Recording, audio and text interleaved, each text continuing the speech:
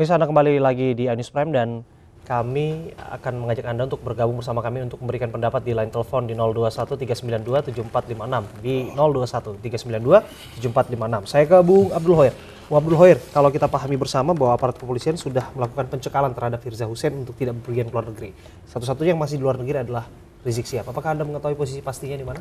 Ya, kalau saya mendengar pemberitaan dan informasi beliau ada di Mekah. Dalam rangka apa kepentingan di Mekah saya juga nggak tahu. Tapi yang saya pahami beliau itu kan sedang akan menyelesaikan disertasi pada Universitas Sains Islam Malaya. Ya mungkin sebagaimana kebanyakan orang melakukan penelitian disertasi itu harus ada penelitian komparatif, studi banding. Ya mungkin dalam rangka itu. Dalam rangka mencari data primer, data sekunder, hal yang biasa untuk dilakukan. Tapi saya ingin menegaskan terkait dengan bahasa masyarakat yang beredar ini kriminalisasi. Nah sekarang apa kaitannya dengan Habib Rizik? Terkait dengan posisi beliau sebagai saksi. Firza Hussein itu ditahan menjelang 212. Barang bukti yang disebut HP itu tentu disita oleh Polri. Dari HP itulah beredar adanya chatting atau konten yang terindikasi adanya unsur dalam bentuk kesusilaan, pelanggaran kesusilaan, porno lah. Nah lalu siapa yang menyebarkan ini? Sehingga masuk ke dalam dunia media maya. Menjadi kegaduhan di masyarakat. Menimbulkan fitnah, menimbulkan berbagai asumsi. Padahal barang bukti itu berupa HP disita. Habib Rizik pun telah di-cloning 3 kali yang saya tahu. Ini di HP saya ada nih. Kita telepon yang angkat bukan Habib Rizik. Ada 2 yang saya tahu. Dan ini digunakan oleh pihak-pihak yang tidak bertanggung jawab. Bahkan bisa memberikan SMS ke sekian ratus orang yang terdapat dalam HP itu. Habib Rizik tidak mengendalikan tapi digendalikan oleh orang lain. Di-cloning. Baik. Jadi Anda menilai bahwa asal-muasal dari percakapan tersebut adalah saat kalau kita HP mengacu ke pasal 27 disita. ayat 1 Undang-Undang ITE kan jelas siapa yang menyebarluaskan, mendistribusikan, mentransmisikan dengan sengaja. Sedangkan barang bukti berupa HP Firza Hussein itu disita. Baik. Siapa yang menyebarluaskan itu? Baik. Ini kan aneh Baik, aja. yang saya pahami waktu itu ada tiba-tiba di media sosial gitu. Yang saya pahami waktu itu barang bukti termasuk handphone yang disita yang melakukan penyitaan adalah aparat kepolisian. Benar demikian, Pak Awi? Ya. Baik, lantas bisakah kita menemukan jawaban siapa penyebar pertama dari sudah konten-konten diketemukan. Nah dia tersangkanya berarti. Anonymous. Jadi kita tahu sendiri namanya dunia maya ya itulah yang terjadi. Makanya kita dalam dunia globalisasi ini yang serba digital ini kita jangan main-main siapa Anonymous pelanggaran itu, Pak? pidana di smartphone, hati-hati ini. Bukannya Peter Yong itu yang disebut-sebut dia menghilangkan jejak. Kita tidak menyebut seseorang karena tadi saya sampaikan yang di berita itu Peter Yong itu jelas Anonymous ini ya itu tadi. Anonymous dia menolak, dia tidak mengakui. Baik, yang jelas kita pahami bersama juga penyebar konten tersebut juga bisa dijerat oleh pasal yang sama sebetulnya. Iya, Pak. kita sedang selidiki, ini masih proses, kita selidiki. Bagaimana kebetulan Anda menjawab sebetulnya bahwa apa yang terjadi sebetulnya dilakukan secara independen dan objektif oleh penyidik, meskipun waktu itu handphone dan barang bukti itu disita oleh bukan handphone disita, tapi ini sudah kejadian berlalu. Makanya itu ada yang mengunggah itu karena ini sudah berlalu. Perlu diingat, polisi di sini ingat semua pakai dasar. Kita berdasarkan Pasal 184 KUHP, kita penuhi di situ. Di sana ada 5 alat bukti. Kita alhamdulillah penyidik kita bisa mampu mengungkapkan ini 4 alat bukti. 4 alat bukti dalam artian bukan cuma sekedar saksi yang cuma mendengar, melihat dan merasakan. Itu semua kita ungkapkan. Gitu loh, antara saksi satu, saksi yang lain, kita ini. Sehingga dari rangkaian keterangan saksi 1, saksi 2, saksi 3, dan seterusnya ini, akhirnya menyeluruh itu jadi petunjuk juga.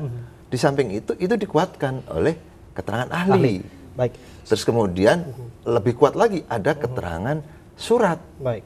Dibuktikan dari apa? Pemeriksaan laboratorium forensik. Dan ini adalah fakta. bahwasanya kalau pelanggarannya adalah pelanggaran pornografi, ya itu di situ. Baik. Karena memang kita tidak boleh membuat pornografi. Baik. Gitu. Saya ke Bung Jamin. Bung Jamin, salah satu ahli yang dimintai keterangannya adalah Effendi Saragih, ahli pidana, yang menyampaikan bahwa sebetulnya Firza maupun keduanya maupun Rizik Syihab bisa dikenakan pidana karena ada unsur permintaan untuk penyebarluasan, pengirim dari foto-foto yang berbau pornografi tersebut. Bagaimana dasar hukum dan konsep hukum ini? Ya, begini, konsepnya ada penyertaan dalam pidana, ada pelaku, ada penyertaan. Nah, penyertaan ini mempunyai niat dan kehendak yang sama dengan pelaku. Nah, tapi juga ada orang yang membantu, itu pasal 55 dan pasal 56 KUHP. Nah, tinggal penyidik menetapkan apakah ini sebagai orang pelaku, sebagai pelaku utama, atau juga dia sebagai penyertaan di pasal-pasal tersebut. Yang kedua, dalam porno aksi atau pornografi ini, orang yang membiarkan orang lain dengan gampang mengakses juga bisa dikatakan telah melakukan suatu perbuatan pidana. Orang yang menyebarkan konten-konten, dia bisa. Nah, tadi kan sudah anonymous. Dan anonymous ini harus tetap dicari karena dia yang menyebarkan tersebut. Nah, kedudukan orang tadi dikatakan ada pengecualian, contohnya tadi dia ada pengacara mengatakan ada pengecualian untuk kepentingan privasi pribadi. Nah, kepentingan pribadi privasi sendiri itu harus di-keep benar-benar dijaga. Saya pernah memberikan keterangan ahli, ada orang yang membuat suatu kepentingan pribadi, acara-acara pornografi disimpan, tetapi penyimpanannya tidak hati-hati sehingga anaknya gampang untuk mengakses. Contohnya Anda simpan di komputer, tapi komputer nggak ada password. Tiba-tiba ada anak lihat, lalu anak tersebut kasih tahu ke teman-temannya dan terbuka.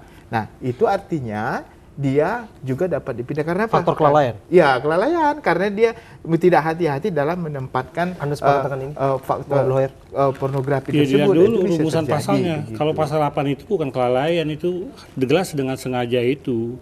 Dengan sengaja di sini, ini bisa dengan maksud, apa sadar kepastian, apa sadar kemungkinan. Yang menyebutkan atas persetujuan dirinya menjadi objek atau model yang mengandung muatan pornografi. Apakah Firza Hussein ini dia terkait dengan objek atau model? Kan tidak. Dan barang bukti itu juga harus dipertegas. Tadi kan saya sudah sampaikan. HP Habib Rizik itu di-cloning. Ada 3. Saya ada di sini 2 HP yang di-cloning. HP Firza Hussein itu disita. Ya harus dikejar siapa yang mendistribusikan, yang menyebarluaskan itu. Nah, terkait dengan ini, kalau kita kembali ke azas, actus non facit reum nisi mensit rea.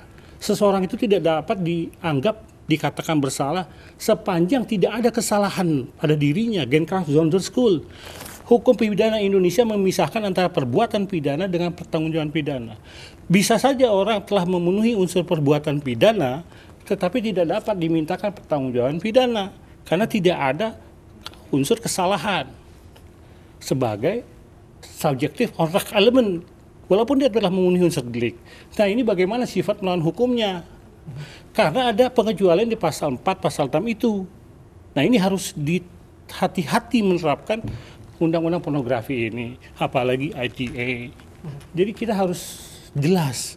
Kalau bicara alat bukti, kalau sepanjang penyidik menerapkan hukum itu secara silogisme deduktif, ini seperti yang digambarkan oleh Robert Sesman, ada pengaruh-pengaruh kekuatan-kekuatan ekonomi politik dalam penerapan hukum. Bukan saya mengatakan ini teori bekerjanya hukum di masyarakat.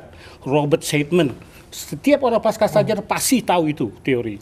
Nah, ini berbahaya kalau ada kepentingan-kepentingan politis itu. Begini, konteksnya kalau kita membuat, saya ilustrasi aja gampang. Orang membuat konten, dia pengen dieksplor badannya, tubuhnya, atas permintaan orang lain gitu ya. Nah, permintaan orang lain itu, lalu dengan permintaan orang lain itu orang itu menyebarkan atau orang lain yang mengetahui itu menyebarkan. Nah, itu juga membuat ada keinginan untuk mengeksplor atau mempublikasi apa yang ada dalam dirinya. Nah, itu juga tapi harus dimengerti dengan sengaja itu violent and wanton, menghendaki mengetahui apakah ada hubungan emosional antara sikap batin dengan perbuatannya. Ini tidak hal yang mudah untuk hanya deduktif. Bukankah secara sadar hukum itu? Bukankah secara sadar ketika seseorang memberikan foto yang insafan, dia menghendaki perbuatan dan akibat. Jelas itu. rumusnya itu. Kalau dia dieksplor badannya atas permintaan orang lain, itu artinya dia sudah Kan tidak ada permintaan dari orang lain. Siapa yang meminta dia? Yang meminta dia siapa? Ya, ilustrasinya seperti tidak ada saya ilustrasi. katakan Ini begitu. faktanya berbicara begini. Kita jangan bicara ilustrasi. Faktanya seperti ini. Apakah Firza Hussein ini ingin dijadikan model? Nah, justru- Menurut pasal 8 tidak ada. Justru begitu saya katakan. Ya, jangan ilustrasi Enggak, dong. bukan. Kalau Bapak menyatakan tidak ada, silakan Pak Kita Habib bicara jelas- teoritis yuridis. Iya, itu Jangan teoritis. ilustrasi. Itu dijelaskan. Ini perkara hukum. Saksinya harus menjelaskan hal seperti itu kepada penyidik. Ya, Itu yang pada dasarnya. intinya nanti juga Habib Rizik akan memberikan kesaksian. Nah, itu Sama-sama. dia. Pada intinya nanti akan memberikan kesaksian dia warga negara yang taat. Pasti akan memberikan kesaksian. Berhubung ada kepentingan orang banyak. Kita memiliki kepentingan yang banyak. Tentu ada skala prioritas yang harus kita laksanakan. Nah, Habib Rizik sedang melakukan penyelesaian disertasi. Kalau tidak diselesaikan dia terancam gugur. Ada masanya itu Baik. orang kuliah S3. Baik Bapak-Bapak, kita rehat sejenak. Pemirsa tetaplah bersama kami. iNews Prime akan kembali untuk Anda saat lagi.